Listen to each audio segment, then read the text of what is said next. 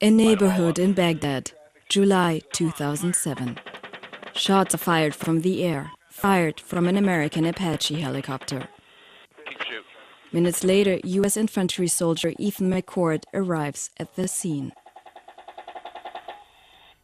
When I came up onto that scene, I remember thinking, oh, well, this guy with the RPG or this guy with the AK-47 obviously did this to the van.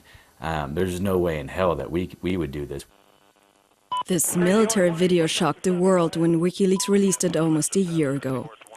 And this man is being blamed for illegally downloading it from a secured army network. A small group of supporters is demanding his release, but their voices are drowned out by media that has largely presumed his guilt. I'm sorry, that's treason. So there's no gray area about it. And so that is a capital offense. You capital can't have offense, so you're saying execution. Army. You're saying execution. If he is convicted of treason, I absolutely would support a capital punishment. Oh, shut down WikiLeaks. Get a presidential order to shut that down. This guy should be tried, Manning should be tried for treason. Execute him if he's found guilty. Whoever in our government leaked that information is guilty of treason. And I think anything less than execution is too kind a penalty.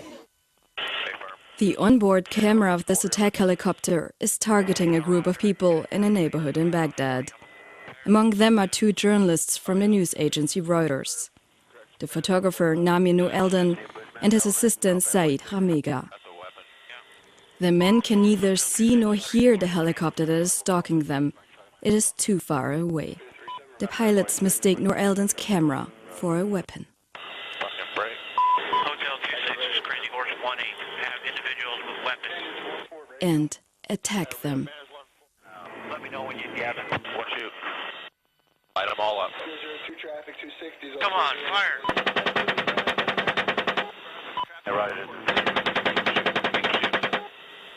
Scenes that resemble a video game, but what you see here is real. Real people. The pilots are laughing, making macabre jokes. God damn it, Kyle. Sorry. The Apache gunner is still targeting the heavily wounded Reuters employee Saad Hamega. He will not survive. Yeah, I got him. I put 2 rounds near him, and you guys are shooting over there too, so we'll see. Later, the Pentagon investigates the incident and concludes that chopper pilots had done nothing wrong. The attack was part of a combat operation. It was justified because earlier American soldiers had come under fire by insurgents. The Pentagon has denied our request for an interview. However, one individual has been punished, Bradley Manning, in jail accused of leaking the video. The charges: downloading and disseminating classified information. His roots lie in Europe. As a teenager, he moved to Great Britain, to the small town Haverford West. His mother is British, his father American. Here, he attended school for 4 years and graduated with Tom Dyer. He was one of Manning's closest friends. To Dyer, it is no surprise that Manning might have released the video. He remembers his friend as a great idealist, even when he was still a teenager. He had a great moral compass. He knew in himself what was wrong and what was right, and he didn't like the thought of people abusing their status and making other people feel small and doing things that were wrong. It was precisely for this reason that Manning joined the army. He said he wanted to fight for the good, but during the Iraq War he apparently started to have doubts. As an intelligence analyst, he had access to secret military files, including the video with the disturbing scenes. The video shows how Reuters employee Saad Hamega is struggling for his life. He survived the first shots fired from the attack helicopter. The pilots are still keeping track of him. Meanwhile, Saleh Matasha Tumal and his 2 small children, Sayad and Duaha, are on their way to school. From his van, he sees the wounded Reuters employee lying on the curb. Tumal stops the car, gets out to help him. His 2 little children remain in the front of the van. The pilots request permission to shoot, again and again. Roger. Break. Crazy Horse 18, request permission to engage. Picking up the wounded. Yeah, we're trying to get permission to engage. Come on, let us shoot. The father is unaware of all of this. He does not even notice the helicopter above him. Tomal wants to rush the wounded Reuters employee to a hospital. His compassion will seal his fate. 1-8, engage. Clear. Come on. Clear. Clear. We're engaged.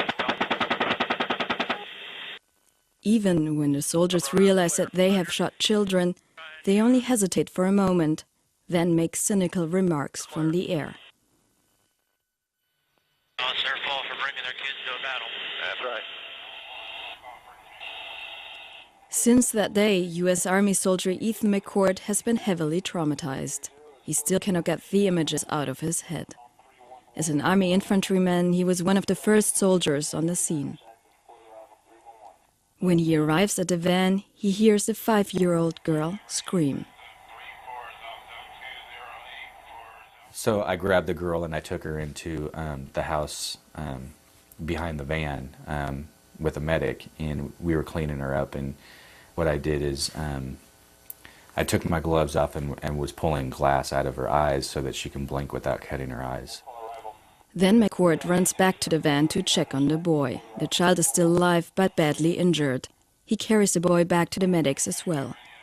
As his superiors observe this, they vehemently order him to stop saving the children. Instead, he should do his job and secure the area they command.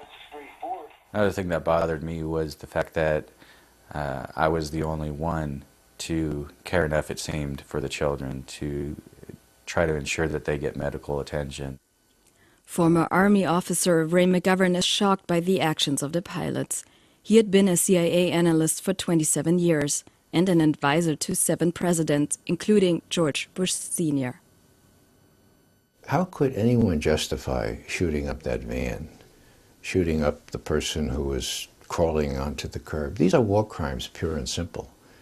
When I learned to be a soldier, an officer in the U.S. Army, I learned that you don't shoot at civilians, you certainly don't shoot at people trying to rescue the wounded, and you don't blow up vans with a couple of children in them.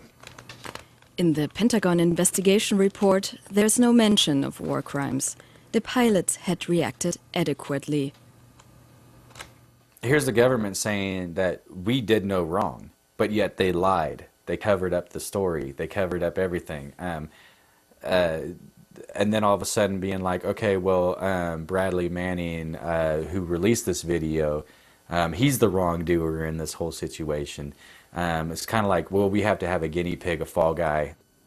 Prison without trial for Bradley Manning, freedom for the Apache pilots. Former U.S. soldier Ethan McCord finds this incomprehensible. He's pleased the video has been leaked so that the public can form its own opinion.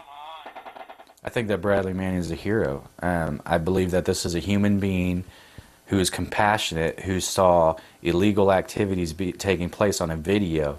Granted, it was a couple years later, but still wanted the world to see that these actions are intolerable. And, you know, yeah, he's a hero for showing it. He's a hero for releasing it, if he released it. My view on Bradley Manning is that he's a very courageous young man who, with 22 years, did what I didn't have the guts to do during the Vietnam War. For 7 years, Ethan McCord had fought proudly for his country. Today, he feels ashamed. I didn't pull the triggers that day. I didn't shoot people. I didn't shoot those people on the ground.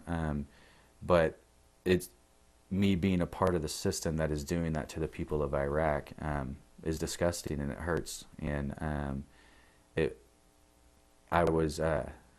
after that day, it was really hard for me to justify being in Iraq and being a soldier. And I would never be a soldier again. For the American government, it's too dirty.